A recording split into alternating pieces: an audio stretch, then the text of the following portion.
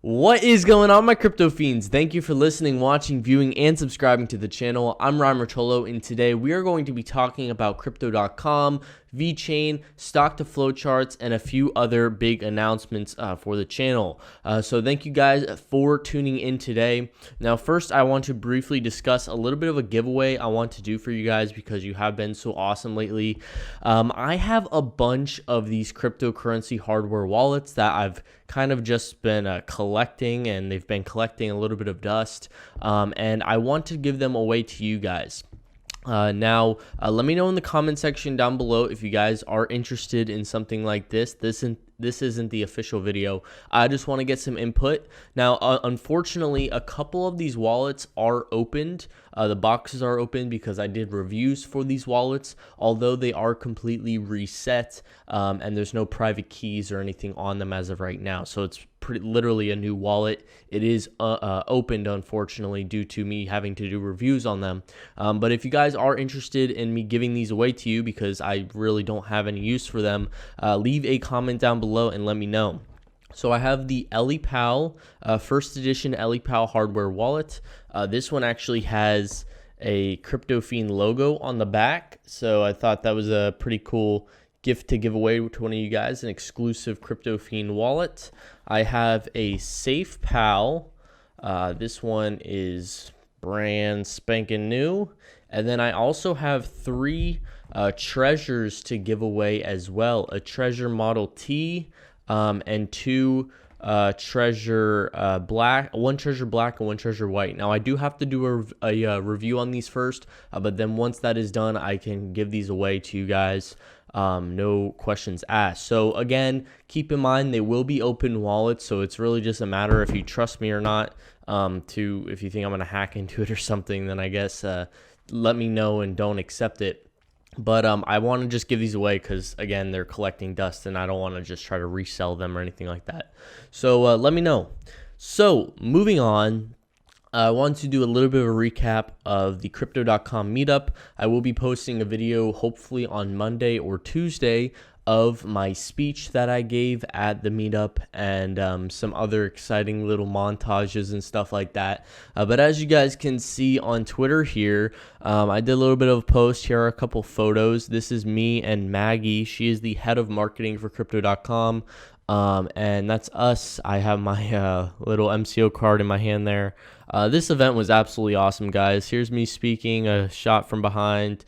It was a pretty good turnout. I'd say there was a little over about 100 people. I'd say about 100 people, maybe a little more. There was food, drinks, just a good atmosphere in general. This was hosted by the Blockchain Center. They're the ones that run all the events down in Miami, so shout out to them. They did a great job. And then, of course, I did also attend the crypto.com what's it called, the booth at North American Bitcoin Conference. So here's a couple pictures there, me flexing. You know how it is, guys. We have all of the cards lined up. Now, I thought it was pretty cool to see when I first got to the event, they did not have the indigo blue card on display. So they had the green. The blue and the green are 500 MCO stake to get these, but they didn't have the blue. So fortunately enough, I had the blue, so I just threw mine in there, and we had all 6 lined up for a cool photo. And then keep moving on. We got some really cool Bitcoin art that was being displayed. Do what you love, Bitcoin hodl. And then, of course, just another little picture. So overall, the event, the experience in Miami was an absolute blast. One other thing I want to show you guys real quick. Also, if you're not following me on Twitter, follow me on Twitter. I'd love to follow you back. I ran into Hat Crypto, Steve from Hat Crypto. Great guy. Had a good conversation about crypto influencers, YouTube, etc. Where is it? Right here. So crypto.com actually put they wrapped some trams in downtown Miami with their time for Plan B slogan and crypto.com. So that was really neat to see, that they are doing very unique types of marketing for their company, something you don't see in any other cryptocurrency company out there. They're the only ones that really branch out and do billboards, they do bus stops, all that sort of stuff. And I think that's why a big factor as to why they are having such impressive growth right now. But moving away from this, I do want to discuss some real brief Vechain news, and then we're going to get into some stock to flow information regarding the Bitcoin halving.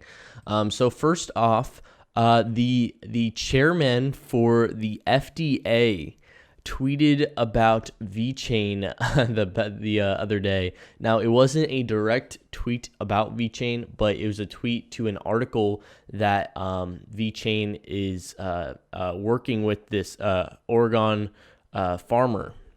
So they're tracking crops over there, and he is talking about how we're not talking about things that can't be done. They're already happening. A new era of smarter food safety is dawning. Blockchain, traceability, sensors. I think this is very, very fascinating. Keep in mind, this is a chairman for the FDA in the United States. So it's very probable that when Vechain does transition over into the US, that they are going to get adopted very quickly by the majority of companies over here. Considering the amount of companies that they're already working with, even BYD over in California, the largest electric vehicle company in the world. The list goes on, guys. You know how it is. I think I might do a standalone video for Vechain talking about everything that has come into fruition for them up to this date. It just sucks because they seem to have a new partnership every other week, so it can be a video that goes out of date very quickly. But nonetheless, I think that would be a good video to have on the channel. So yeah, the FDA chairman promotes Vechain. And lastly, one more thing for Vechain. Token Vision, I'm sure you guys are familiar with him. He produces phenomenal content, and he continues to pump out quality information and research on Vechain onto Twitter, so I highly recommend you follow him. He is talking about here how Vechain just partnered with AB InBev. I don't know how to pronounce it directly, but they are a huge, not just huge, the largest brewery company in the world for beer. So they partnered with Vechain. They are going to be using Vechain, and their revenue in 2018 was $54.6 billion. So this just goes to show to you guys that Vechain is working with the big dogs. You know, we think these top cryptocurrency companies in the space are big dogs. These are the big dogs of the world. $54.6 billion in revenue in 2018. They also go on to talk about how Vechain has now partnered with the world's 3 largest freight forwarders, that including DHL, Kuni Nagel, and DB Schenker. I apologize for the pronunciation. Keep in mind, guys, another thing that I believe as to why Vechain doesn't get massive adoption off the bat is mainly due to a lot of these companies not the companies directly, a lot of these investors not fully understanding who these companies are that Vechain is partnering with. Around the world, these companies are very well known, but unfortunately, the United States is not greatly familiar with all of these names. And as of right now, the United States is the key focal point for investors in the cryptocurrency space. So I think that's also why we see Vechain kind of slacking behind when it comes to price movement. But nonetheless, that gives you a better opportunity to make your positions now. So next up, I want to talk about the Bitcoin stock to flow chart.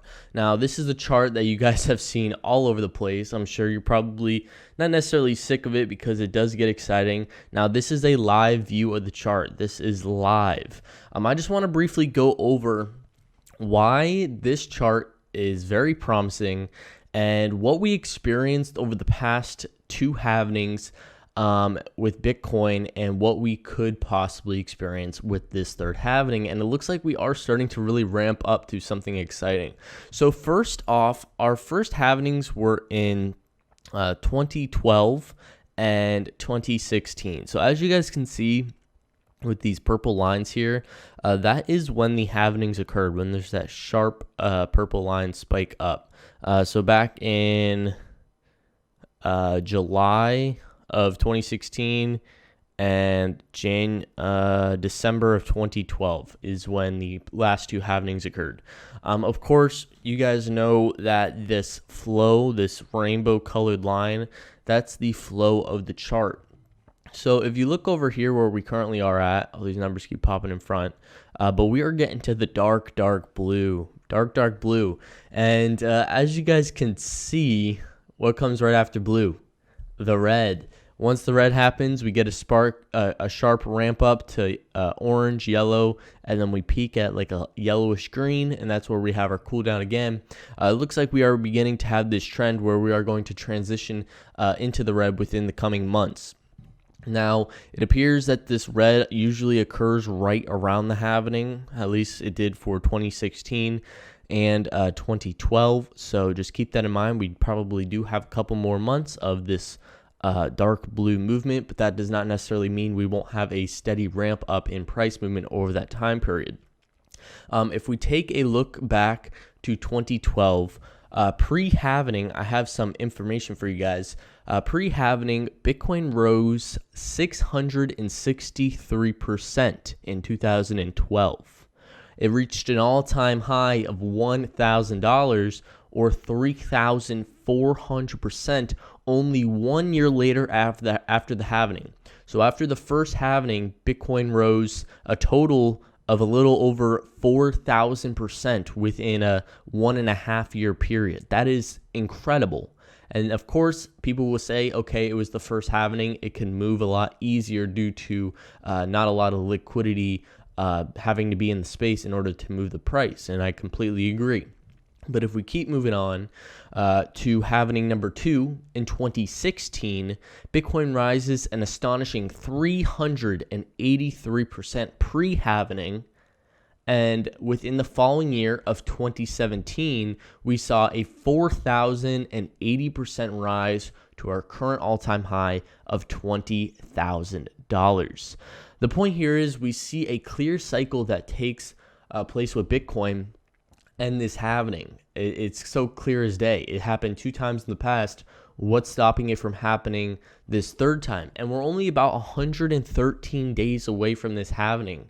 Now, I'm not trying to give you guys price predictions, but considering we have a larger foundation in the crypto space right now than ever before, whether that's Bitcoin's hash rate, crypto on-ramps, social media exposure, economic stability, the list goes on. Things are looking really, really promising moving into halving number 3. So that's just what I wanted to point out to you guys. Now, as we move into halving number 3, as you guys can see in the past, with this purple line, that's sort of like the trend line that this stock to flow should follow. The flow should follow. And it looks like in the past with 2012, you get sort of this movement where it doesn't directly follow the spike, but it kind of flows into the spike a little delayed after. Same thing occurred with 2016, but it was way more delayed. It looks like we hit our price point.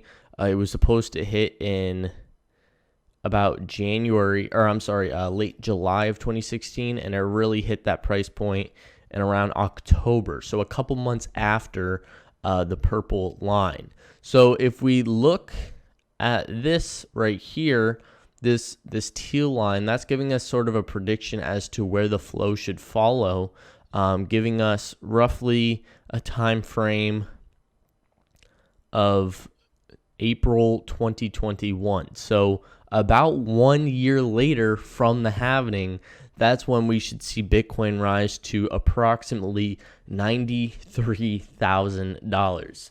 $93,000, guys. I know it sounds completely ludicrous, but it seriously is probable. Now, if we go back to 2012, one last time, we could see that Bitcoin hit its all-time high of a little over $1,000 in late 2013. So about a year and a half later. If we go to 2016, Bitcoin hit its all-time high in late December, which would give you almost a year and a half later as well. So if we look at where we're at right now, once we hit this purple line, the probability of Bitcoin just spiking to an astronomical $100,000 level right off the bat is very unrealistic, unfortunately. You're looking at Bitcoin really reaching that stable that stable $100,000 mark about 1 year and a half later. 1 year and a half.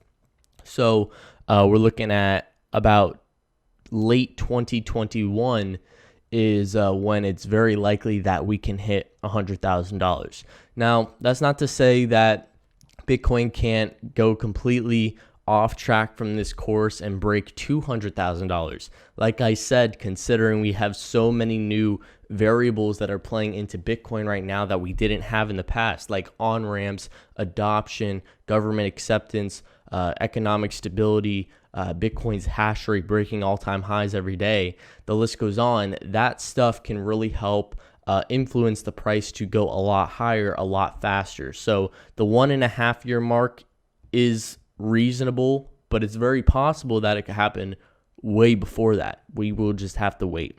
Leave a comment down below with your price predictions, guys. Where do you think we will be by the end of 2020? I don't want to give you my exact price prediction yet. I know that's counterintuitive, but I will post a video very soon talking about my personal price prediction, and I think it's pretty conservative. It's not $100,000, unfortunately, but I seriously do think we can break that easily in 2021. But 2020 is still looking to be a very promising year. Of course, we have Bitcoin already over 20% up on the year, and things are just looking to continue as we move forward into halving number 3. So thank you guys so much for watching. If you have any questions, leave a comment down below. Also, let me know what you guys think about this giveaway. Would you be interested in accepting open hardware wallets? I also will have a couple that are not opened, but I just want to know what you guys think, because I know some people are picky on that when it comes to your privacy and all that, and I completely understand. But I just want to get rid of them. I have too many of these, and they're just collecting dust, so I want to put them to use. So thank you guys so much. If you're not a part of the community, hit that subscribe button and join on in, and I will catch you in the next.